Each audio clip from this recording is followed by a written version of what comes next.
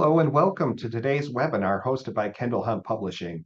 I'm super excited for today's presentation, 10 class activities to spark engagement in marketing courses. Our expert speakers, Dr. Dexter Purnell and Dr. Kimberly Legocki, are seasoned marketing educators with extensive experience in both academic and professional realms. They will guide you through each of the 10 activities and share insights on how to effectively implement these strategies, adapt them to your specific teaching context, and measure their impact on student engagement and learning outcomes. The presenters would like this presentation to be interactive. They like a workshop format, so please use the question and answer or chat options to ask the experts questions or comment on the content. This presentation is being recorded, and you'll receive a copy in the coming days. In addition, you'll receive contact information from the authors, as well as a slide deck of this presentation and information on their groundbreaking publication, Retail Marketing, Managing for Fast-Changing Consumer Demands, Technology, and Trends. At this time, I'm thrilled to introduce our expert panelists, Dr. Dexter Purnell and Dr. Kimberly Legocki. Kimberly, Dexter, how are you? Hi, Ryan. Hi, Nice to Ryan. meet you. Nice to see you doing well. Sound great. Thanks for joining us. Well, thank you for hosting. Likewise. Thank you. Thank you. We appreciate it.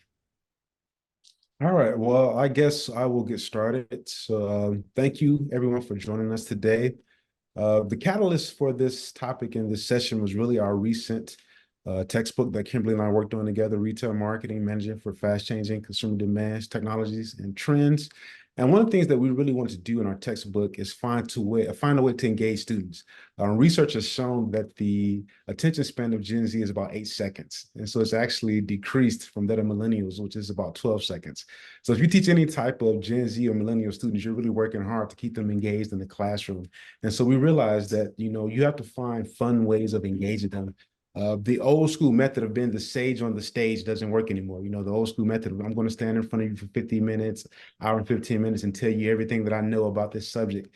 You're going to lose students if you try that in the classroom these days. And so we hope that you will find these different activities to be interesting and that will be ways that you can actually help engage your students in your classrooms and in your lectures. And I'm going to turn it over to Kimberly. Thank you, Dexter.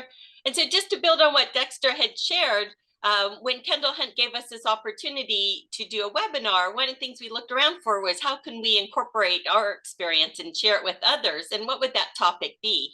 So just in my informal research, I don't know if anyone's active on the Reddit board for professors. If you're not, I encourage you to check it out. It's very interesting where people post questions like, I've got a student who does this, or how do I handle that? Just a wide range. And when I went back through a few months ago, one of the things I noticed over and over again was class activities. And then when I went out with colleagues from the marketing, it was all about class activities. How do you keep people engaged? How do you structure classes? So we thought this would be a really fun topic. And I'm going to go ahead and get started with 10 different sources that you might want to consider. These are all free. You don't have to pay for it. And we give you the links as well. So if you have any questions, just feel free to put it into chat. These are ones that I've shared with colleagues. And like Dexter said, ones that we found while doing research for our book. So the first one, if you're not from the San Francisco Bay Area, you may not know this resource. This is from KQED, which is our local PBS station. They employ a very talented education department. And what they do is they structure these wonderful turnkey little mini lessons for faculty. Now, down below, you might see grades 6 to 8, 9 to 12, what have you. Don't be scared by that, because you can scale it up or down depending on your students and the education level. But what they have that's really nice is they have their finger on the pulse of technology. So if you're teaching a digital marketing class, or if this is topics that you might want to introduce, consumer behavior even, they have the above the noise collection. And this includes social media activities. They'll talk about influencers, deep fakes, AI bias that you see here. You get the video, the critical thinking, the discussion questions, again, all turnkey. And there's a wide range, as you can see, topics and other things that you might want to consider. So if you just Google KQED and above the noise collection, you can go ahead and bookmark that now as well. All right. So here's another great resource of Santa Clara University's Markella Center for Applied Ethics has a bunch of great case studies on their site. And so as we, if you're teaching marketing ethics as a course, or even if you're just dealing with that topic in a principles course, this is a great resource for you to use. And as you know, ESG is a big catchphrase these days, especially ESG marketing. And so stakeholders these days actually have an expectation of corporations and brands to have ESG programs in place. And so here are two case studies that you can use, and you can pair the students together to read the case studies and then answer the discussion questions. And this is a great in-class activity for you to use, or maybe at the end of a lecture, or if it's a longer class, maybe a 3 or 4 hour class like Kimberly teaches right now, maybe it's something great to break up in the middle of your lecture time to allow students to do that and get into that.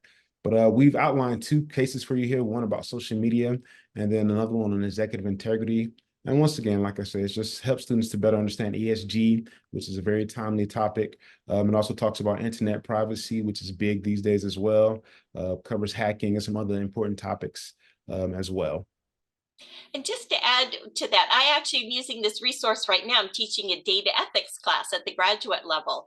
And the case studies are perfect for a wide range. They're very short, they're quick, they're easy to understand. And they also point you to additional resources as well. So again, a wide range of classes that you can use it for. Dexter, Kimberly, we have a question coming in. This may be a good time for that. What do you find is the best way to structure your class with these activities, or Kimberly, as you mentioned, the case studies? What's the best way to structure your class around that? Ooh, that's a good one. That was interesting. That's a big topic that I saw in Red is structuring classes. So I teach right now the data ethics class where I use this resource. It is 4 hours long, 1 to 5. So 4 hours is a long time. And sometimes you can just feel like in the middle of that, I break it up. So when they come back from break, they're kind of dragging sometimes. So a quick 15-minute, turn to your partner and, check out this case. Is a really effective way, or the numbers, and you split them up into different people. But some of these you can be 15 minutes, but then you can expand it to 30 minutes if you need to. Sometimes at the end of class, maybe no one is participating. We're at the end of this semester where if you have senioritis going on, they're out, they're checked out.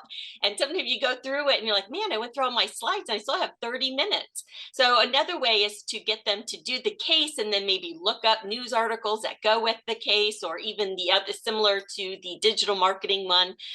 So some of these you could just build on. If 15 minutes a case, and then add, go and look for news articles, and then let's share that out. So it's a great way to either start class if they're dragging, or to fill class if you go fast and you have time. Dexter, what are your thoughts? I agree with everything you said. And some of these activities as well, some of them are really great to have as a pre-class component. So some of these, as we get into them, there might be some things you want them to do outside of the classroom. And so having to do those things outside of the classroom will build excitement for them to come back into the classroom and discuss those things as well to make them more engaged in that section, or in that class session. I got another question. How would you structure a 50-minute class versus an 80-minute class? 50 minutes classes can be a little trickier because you have a much shorter amount of time, but typically most 50-minute classes meet 3 times a week if it's a 50-minute course. And so maybe one day it's a little more lecture heavy, if you will. And even my lectures tend to be more discussion than a pure lecture. So it's not me just talking at the class, even if that we have a lot of discussion. But then maybe you take one of those 50-minute periods, and instead of doing a lecture, you do a class activity during that 50-minute period. So it's a little trickier to me with the 50-minute classes, but you could take one of those days of the week and say, okay, this day will be the day that we work on doing class activities. Kimberly, any feedback on that or anything you'd like to add to that? That's great. I would ask people that are participating what their tips and tricks are. I've learned everything from colleagues, so we're all colleagues on this together. So if you have things that work for you, put it into chat, and I would love to pick up for your knowledge as well. Likewise. Yeah, you guys can do the next webinar then. Jim, an attendee, said he can see this using Gray as a discussion board as well. It's another way to integrate this. Great tip. Yeah. Yeah, I'm sure we all teach differently in different courses. Oh, so this one is really good if you want to spend about 45 minutes, maybe even an hour. If you have access to Marketing Education Review, it's a journal, and they have some of the best role-playing activities. And you can see here is the appendix. You get the entire thing, including a grading rubric in much of their sales. I don't know if anyone's even published in there. Thank you for doing that. So in this case, I like to use it, and here's the link below. You can check it out as well. It's free. You can download from the site. In this scenario, students play beer and wine distributor salespeople. I mean, come on, students love this. And they have to find a way to set a craft beer apart in a grocery store. Even though it's set for sales, you can also use it for promotion or IMC, depending on what you're teaching. Before the role play, students have to determine the craft beer opportunities. They have to understand the market, the challenges, and they have to include that into their sales pitch, or again, you can reframe that into a promotion activity if you want to do that. But you can see they even give you all the different roles that you have to do, all the people you have to assign, and students really have fun with this. And again, because it's a journal, you're always getting new and fresh role-playing scenarios getting published. Again, I don't have access to this journal through my university, but there are some really good ones and very timely, as you can see. They have a packaging mock-up project. If you search Google Scholar, and if you wait to get this deck, you can click it, or you just search for Marketing Education Review Journal in the search field of Google Scholar. But you've got the marketing packaging up. You saw the packaging mock-up project, a meme-based exercise, which is really good. The little graphics that go around that have their finger on the pulse of what's going on in our culture and time today. And then if you want to get into Python, if you're into more of the market research, you can use that one. And the last one is really customize a foot in the door, which is how do you, this is really career oriented, and how do you network? And so it's a really good role playing on how to do that for your career. So there's more than that, but these are some of the most recent ones I wanted to share, but certainly check out this one. All right. So here's a great activity if you're teaching a brand marketing course, or even if you're just trying to teach the concept of positioning. Sometimes students really struggle with the concept of positioning. And so perceptual maps are a great tool to help them kind of think through that concept of positioning. And so this activity, students actually create a perceptual map. And there's two sites there. There's two links there. One link leads you to the instructions for the actual perceptual map, how they work, how to do it. They're very informative. A bunch of different details. They even talk about the different type of ways you can perceptualize or use the perceptual maps. And so that's a great tool as well. And this is another one of those activities that I was talking about that can either have a pre-class component to it or can be done completely in class. If you're going to have a pre-class component for it, you could actually have students visit their favorite clothing stores or grocery stores, shoe stores, and then have them look at items in a certain category, write all those different items down in the category, and then come to class and get into groups and then figure out what do those items fall on my perceptual map? How do I group these items? What do I think about these items when I think about them? Or you could do it completely in class. If you're one of those instructors who loves to bring things to class, you could bring a bunch of different candy bars to class and then have students go through those candy bars and put them on places in their perceptual map to understand how they think about them, how they will position those candy bars within their minds. And so it's a great tool for teaching positioning, I think. Yeah, and just to add to that, I teach in downtown San Francisco, also taught in downtown Oakland. So we have the benefit, and maybe you do too, where you have access like a Walgreens or CVS or grocery store, something like that. One of the best things I would send the students, I would split them up between the drugstores, and one of the best aisles to go through was a baby snack aisle, because there's high snack like Gerber snacks, and then you have the really shishi snacks.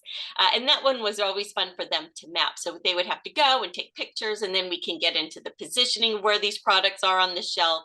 So you can really expand it, and students get out and can walk around. If you need to do it internally, I've used Whole Foods and again, snacks, where they actually do the perceptual map on price, and then healthy or unhealthy are kind of the two dimensions that I use. And that makes it pretty easy to do for a class. And then they get hungry and they pick snacks out. You can bring snacks if you want, but there's a lot to do with this one. Very fun and very easy to use. We did get one comment though before going. So we did a from David Aaron. So just don't do it during Lent and Ramadan. So don't do Very, yes, yes, I know. Yeah, true. Good point. We don't want to do that. So marketing strategy, this is a really good resource that we came across. This is from the World Bank Consultative Group to Assist the Poor, or CGAP, if you would just want it, if that doesn't roll off your tongue. And they have a very interesting, I'll show you the toolkits on the next slide.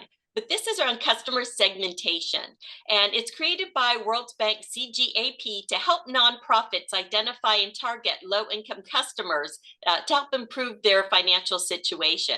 And so it's set up in a very easy to understand templates and a full toolkit really designed for nonprofits to go right in and do their own market segmentation. And you can see here they've got the demographic, the lifestyles, the behavioral, the attitudinal, all of that is there. It's very, they can understand it.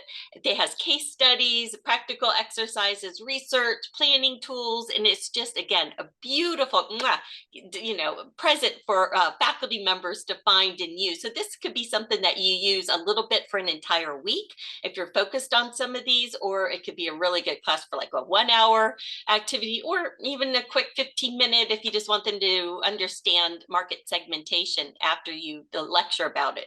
But there's a screen grab of the resource library available, and if you want to Google it, here you go. And you can see they also, in addition to market segmentation, they have voice of the customer toolkit. I believe they have promotion and advertising as well. So it's really nicely designed. You just download everything, no charge.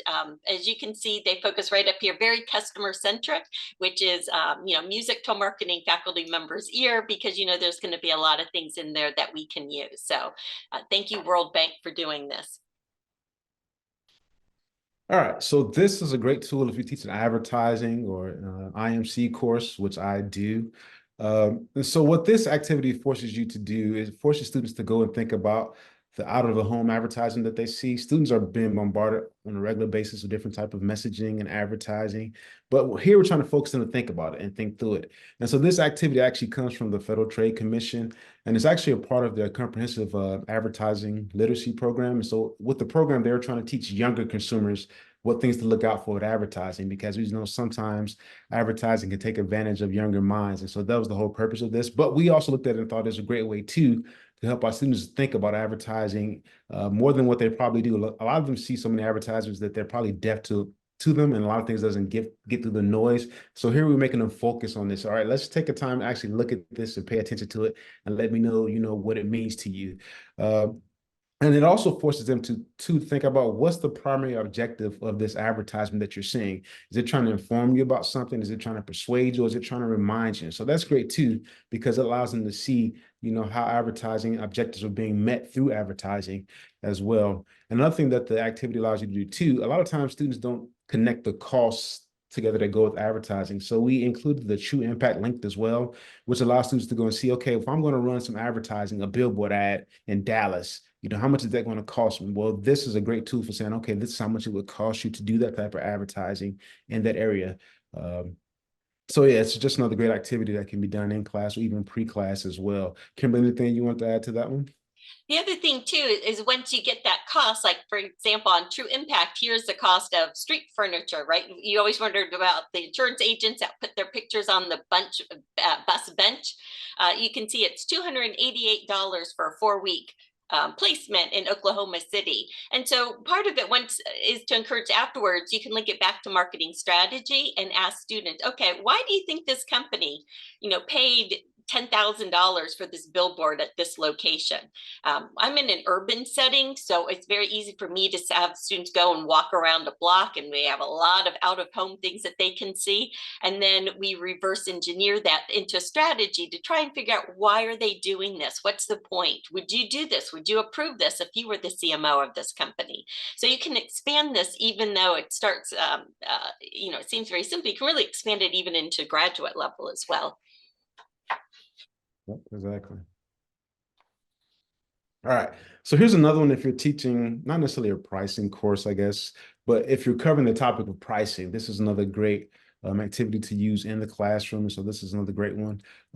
So we're always telling students that, pricing is the most flexible, item in the marketing mix. And so it allows them to understand the elasticity of pricing and how that could change over time. And then it also helps students too to think about some of the other factors that can affect price, such as inflation, economic recession, depression, and expansion. So this is a really good tool for getting them to think about, why does pricing occur? How do companies come about their pricing strategies? Why they do some of the things they do? Kimberly, can you click it again?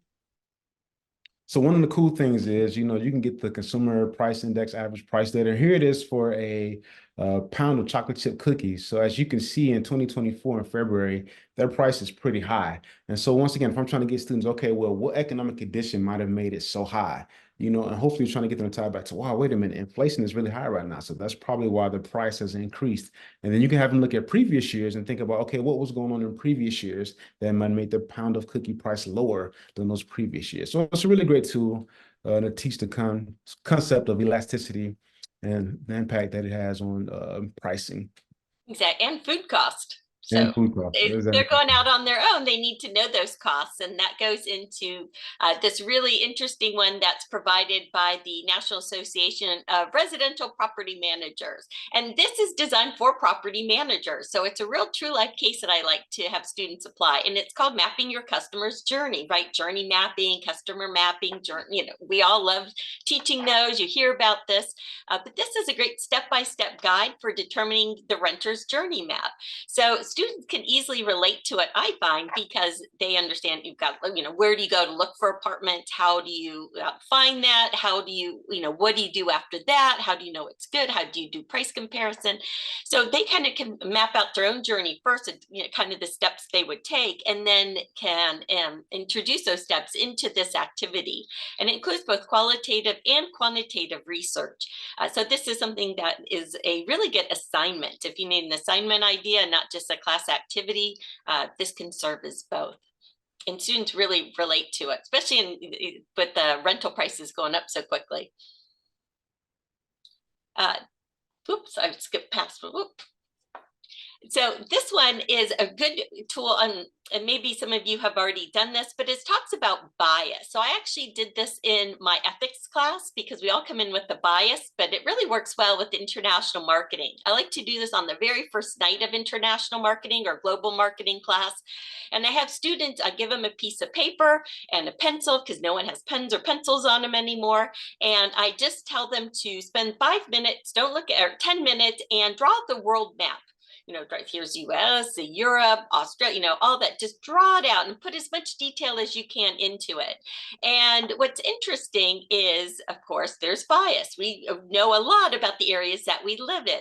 And I am very lucky to have a large international student base. So it's interesting where you can immediately, when you hold it up, people could say, oh, that person is from Southeast Asia, or that person must be from Europe, or that one, just because of the amount of detail, and so then they can share and explain their background, and it's a good way to identify different experiences. And after that, we pair people up and they can talk about their differences in there. So this one is a fun one, and it was also part of the Atlantic, which is where I got the idea when I read this article. Someone just went around and asked people to draw the world map from memory, and you can look at the original article to see how that came about. But this one is always fun, and in survey, students will always write, I love drawing that map activity. So it really sticks with them.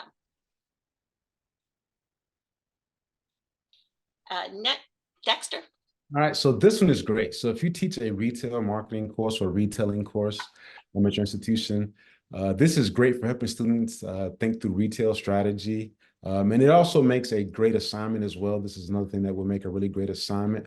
And another thing that I think is really great about this assignment is most students have a pretty good grasp of the 4 Ps of the traditional marketing mix, but the marketing mix has been extended by some scholars to include 7 Ps now. And so it gets them to think about those other 3 Ps that they may not. So thinking about people, processes, and also the physical environment. So if you're trying to design a retail environment, all those things matter. What are my people going to be like? What's my customer service going to be like? What processes will I have in place as I'm trying to design my own fruit and vegetable store? And so basically we're asking them to design a retail strategy for a suburban fruit and vegetable store. And there's going to be competition because you're going to have your Walmarts in the area. of your other larger grocery stores. And so how can I make my company stand out? And how can I ensure that my company is going to be successful? So once again, really great for a take-home activity, for homework assignment, but it could also be done in class as well. If you have one of those longer classes, we're talking about 2.5 hours, 3 hours, 4 hours, this would be great for a class like that as well. And so, like I said, it gets them to think about, product range. What am I going to carry? How can what products I carry allow me to differentiate myself from others? What is my quality going to be like? How am I going to handle my pricing? So just a great activity for retail strategy. And our last one, this is one that I personally kind of cobbled together, and it was a big hit with students. I used it you could use it in retail marketing. I used it in consumer behavior. And we really talk about the pester factor and about how, cereal companies design both how the box is designed and the placement of the design for cereal. But what I did, and this is a fun thing to do, is I went to a grocery store. It was like grocery outlet, because cereal could be expensive. So I bought enough for the class, and I bought what would be typical like adult cereal, and then I got kids cereal. And the first thing I did is one hand pass the sanitizer around, but then I pulled the bags out and passed it around to everybody, and they had to write down what they noticed, the colors, the texture, the smells, all of that of each of them. And then it was very obvious what was adult cereal, which is kind of boring and bland. Everything was gray or brown. And then kids were like artificial pinks and bright blues and all of this. And it's, if you're into eating this, you maybe don't see that comparison. So they got to see that. So we passed that around. They had to guess what the cereals were, but then of course they got to eat, which they loved. And then we passed the boxes around. And that was very obvious, because you don't realize that like the little animals' eyes, like Captain Crunch, and something like the eyes are designed to look right at the kid. But the adults, even if they did have a character on it, they never look directly at you to make eye contact. So it's very obvious for students to write those differences down and then compare them. And so I give you this, there was a really good article on this from Bala and Ritter from 2020, and I give you the link there. But they have like a checklist that students could use, and it talks about the psychology of it, about how sometimes like the kids cereals have like a tougher texture, like a different texture than adults. So it was really fun for them to go through and realize just how much persuasion is being used in product development, as well as packaging development as well. And you can see some of the sources there. But this was I think, again, one that I get in all the surveys about how much I love that cereal one. So between the maps, the cereal, you've got a good start to a class. All right, any additional questions on here?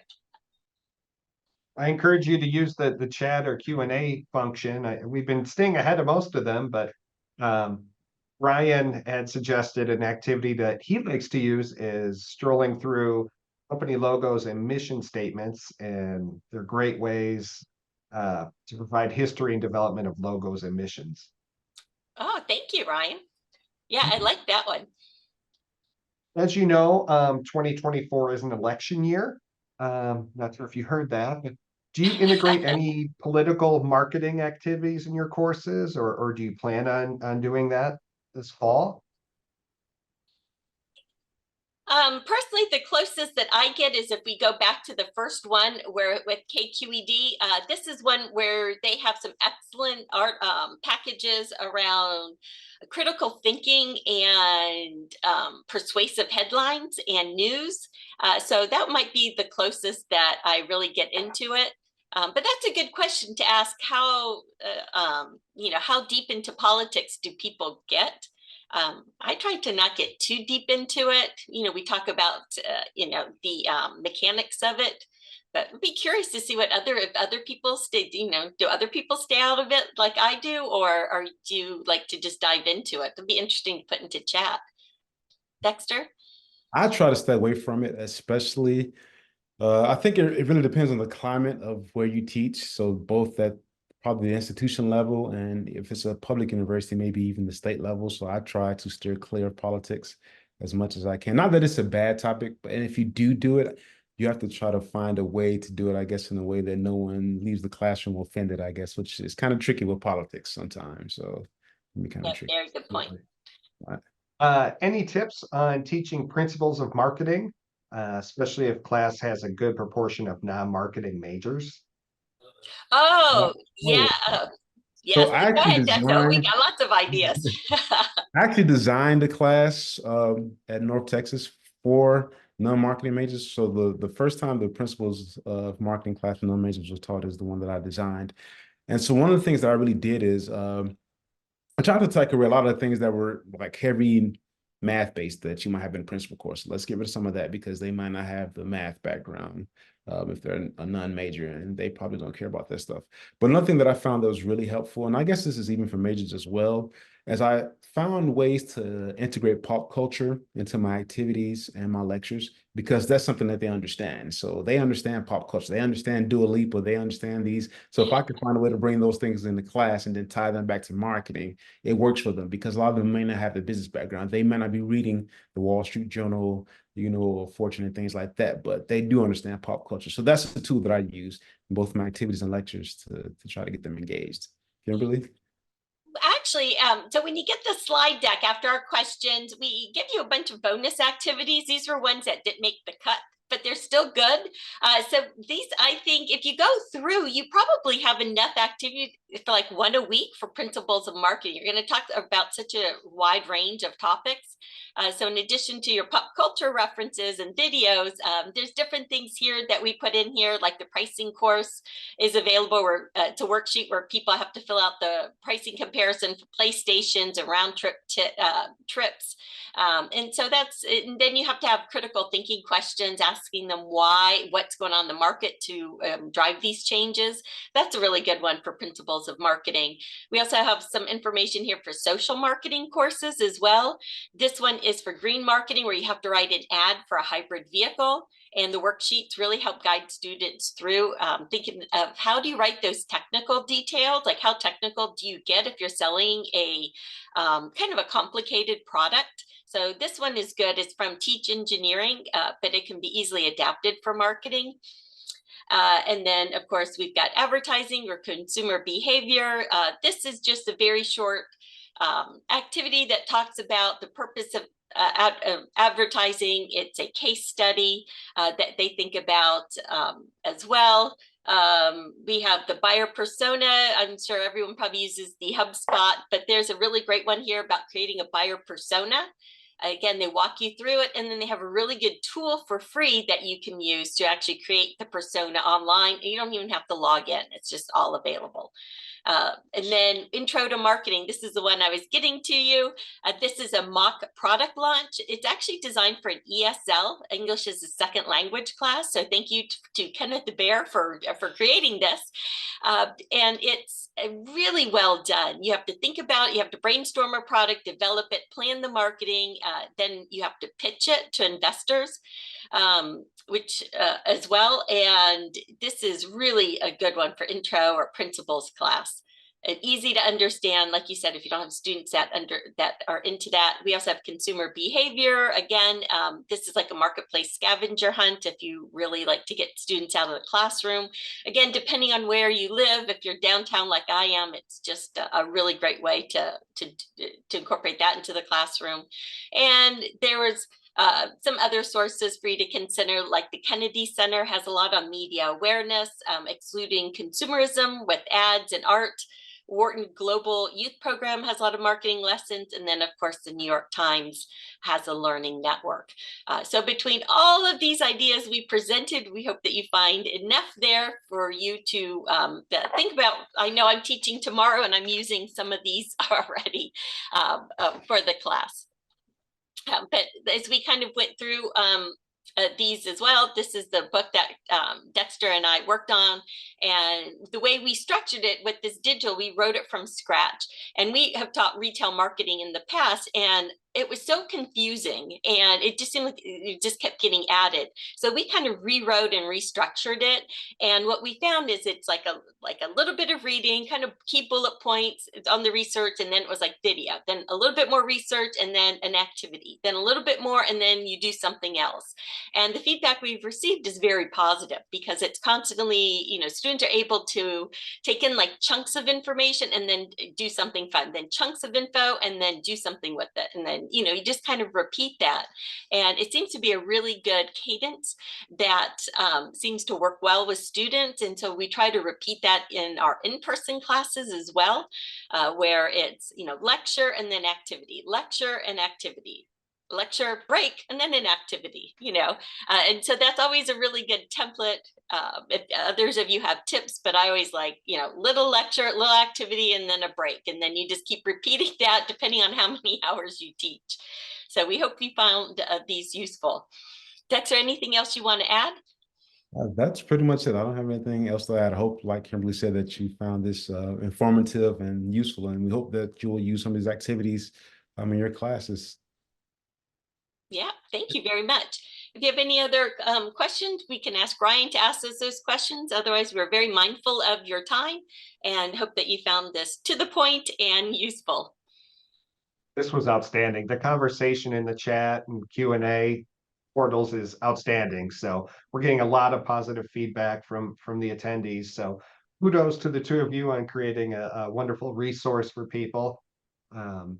I will send information. We're getting requests on the book, on more information on that. So when we send the recording tomorrow, I'll include some information on your publication and offer complimentary access to that. Personally, I love the world drawing activity. I'm going to try that tonight with my wife and kids. See how that works out. Yeah, send us pictures, and we'd love to connect if you guys want to stay in touch with us, or if you have ideas. This is how we just help each other out. It's tough sometimes to teach nowadays, so if you've got tips and tricks that can help one another, I think we should all share, and I know that we do that. So here are our names again, and if you want to check us out on LinkedIn, we'd love to connect as well. So thank you so much for your time. Thank you. Thank you, Kimberly, Dexter. Have a great day, and it's been a pleasure. Thank you.